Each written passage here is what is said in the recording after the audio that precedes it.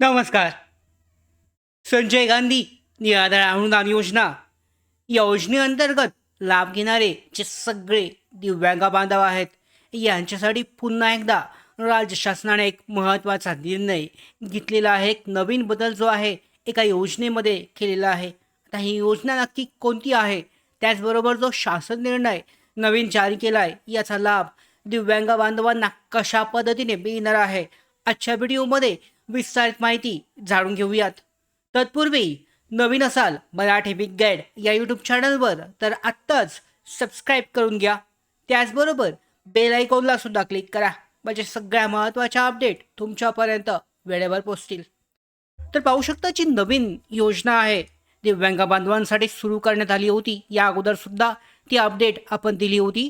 तर दिव्यांग बांधवांसाठी अतिशय महत्त्वाची बातमी अपडेट आहे. महाराष्ट्र शासनाने आज म्हणजेच 11 जून 2026 रोजी दिव्यांगांच्या विवाह प्रोत्साहन योजनेमध्ये काही महत्त्वाचे बदल जारी केले आहेत.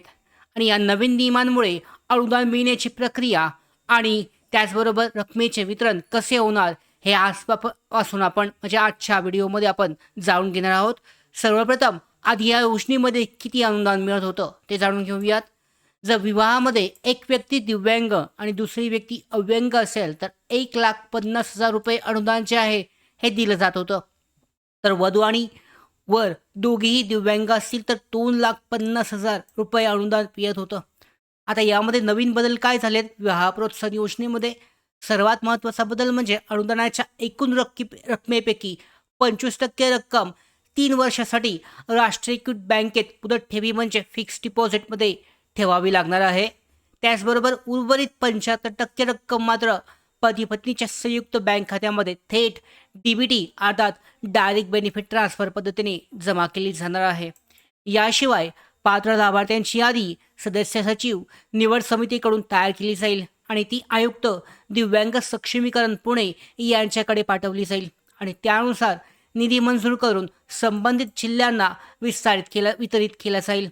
आणि एक महत्त्वाची अट म्हणजे एखाद्या लाभार्थ्याला स्थानिक स्वराज्य संस्थेमार्फत याच प्रकारचा विवाह लाभ मिळत असेल तर त्याला एकच योजना निवडावी लागेल, म्हणजेच एका व्यक्तीला 2 ठिकाणाहून समान लाभ मिळणार नाहीये. तर लाभार्थ्यांसाठी महत्त्वाची गोष्ट, या योजनेचा जे लाभार्थी लाभ घेत असतील त्यांच्यासाठी मुख्य उद्देश लाभार्थ्यांचे आर्थिक स्थैर्य म्हणजे त्यांना गुंतवणूक त्यांची इन्व्हेस्टमेंट करून त्यांचं आर्थिक स्थैर्य वाढवणं, निधी वितरणामध्ये पारदर्शकता आणणं आणि योजनेचा गैरवापर टाळणं यासाठी हे बदल करण्यात आले आहेत. तर आता या योजनेसाठी अर्ज करणाऱ्या लाभार्थ्यांनी काय करायचं आहे?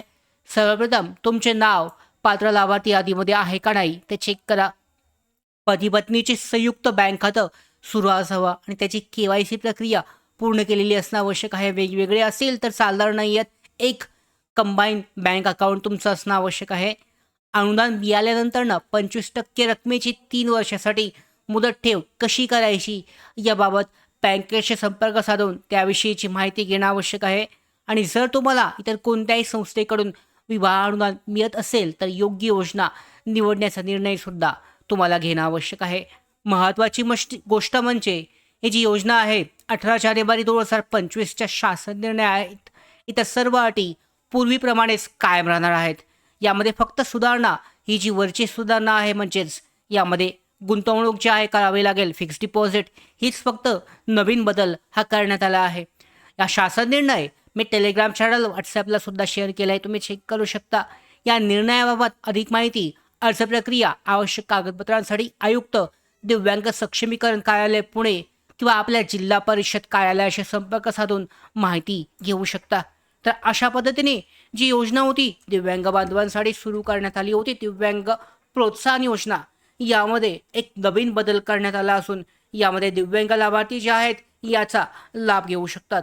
तर अशाच महत्त्वाच्या निराधार योजनेअंतर्गत दिव्यांग बांधवांसाठीच्या अपडेट मिळवण्यासाठी मराठी बिग गाईड या यूट्यूब चॅनलला सबस्क्राईब करा. धन्यवाद.